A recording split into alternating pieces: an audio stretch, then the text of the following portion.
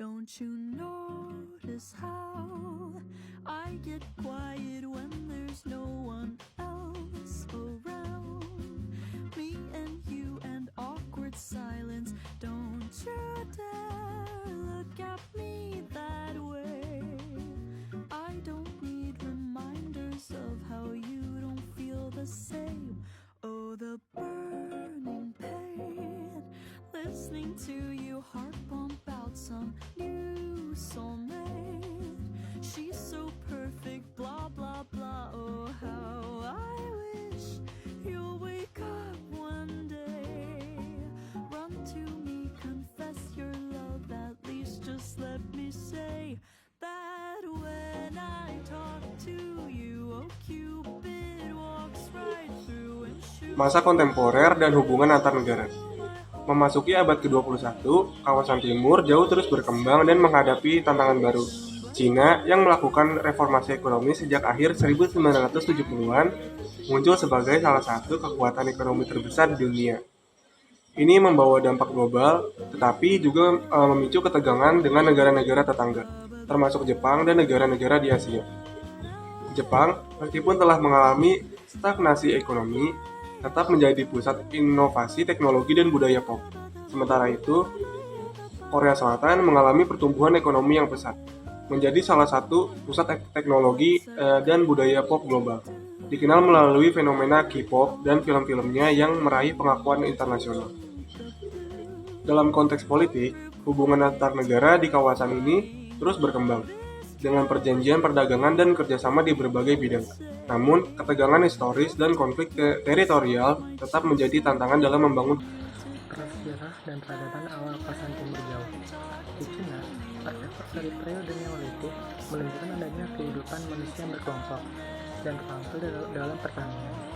Peradaban di Cina mulai terbentuk sekitar 2100 sebelum Masehi, dengan munculnya dinasti Xia diikuti oleh dinasti Shang dan Zhou, yang memperkenalkan sistem pemerintahan yang lebih terorganisir dan filsafat seperti Konfusianisme dan Daoisme. Pengembangan dosen Cina yang terstruktur menjadi salah satu tonggak sejarah penting yang memungkinkan penyebaran pengetahuan dan budaya. Di Korea, masyarakat awal terdiri dari suku-suku yang bersatu membentuk kerajaan-kerajaan kecil seperti Gojoseon. Pengaruh Cina sangat kuat, terutama dalam aspek pemerintahan dan budaya, yang terlihat dari adopsi sistem pendidikan dan ajaran Konfusianisme. Sementara itu, di Jepang, periode Jomon dan Yayoi menandai perkembangan masyarakat agraris dan kerajinan. Jepang mulai menjalin hubungan dengan Cina dan Korea yang berperan penting dalam pembentukan struktur sosial dan keagamaan, termasuk perkenalan Buddhisme pada abad ke-6. Kawasan ini menyaksikan munculnya berbagai dinasti dan kerajaan yang saling berinteraksi. Di Cina, dinasti Han membawa kejayaan dengan perkembangan ekonomi dan militer yang pesat, serta memperluas jalur perdagangan termasuk jalur sutra yang menghubungkan Cina dengan dunia luar. Dinasti Tang dikenal dengan zaman keemasan budaya dan seni, di mana seni lukis, puisi, dan ilmu pengetahuan berkembang pesat.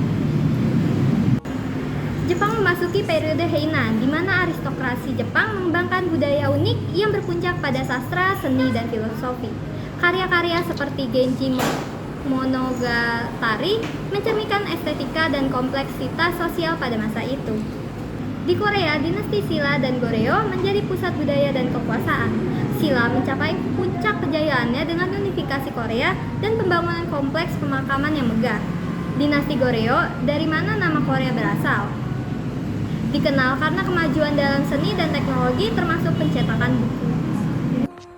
Selanjutnya, mari kita bahas mengenai era penjajahan dan perubahan besar.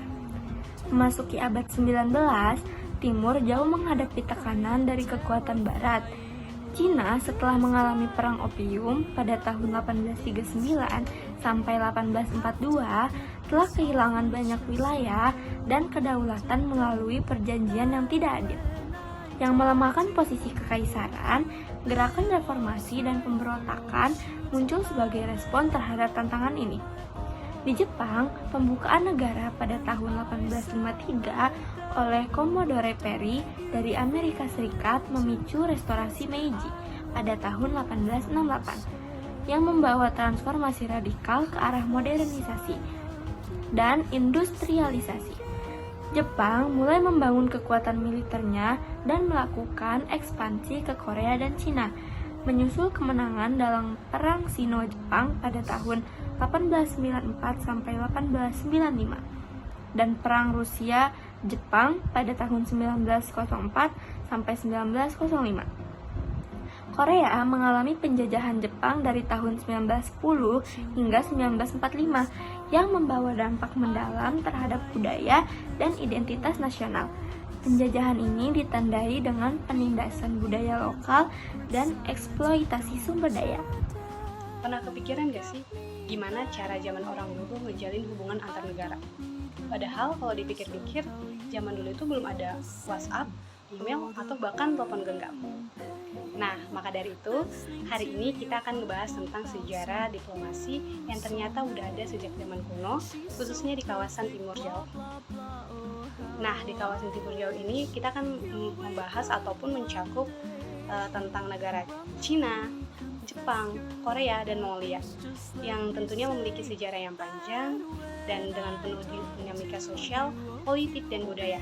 So, Perang Dunia II mengubah peta politik dan sosial di kawasan ini secara dramatis.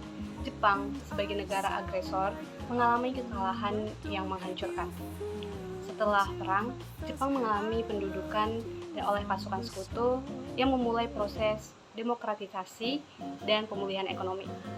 Jepang berhasil bangkit sebagai salah satu kekuatan ekonomi terkemuka pada tahun 1960-an dan 1970-an. Sementara itu, di semenanjung Korea, perang antara Korea Utara dan Korea Selatan yang terjadi pada tahun 1950 sampai 1953 menciptakan dua negara yang terpisah ideologis dan politik. Dengan Korea Utara yang menganut komunisme dan Korea Selatan mengadopsi sistem demokratis. Perpecahan ini masih berlanjut hingga kini dan menjadi salah satu masalah geopolitik yang paling signifikan.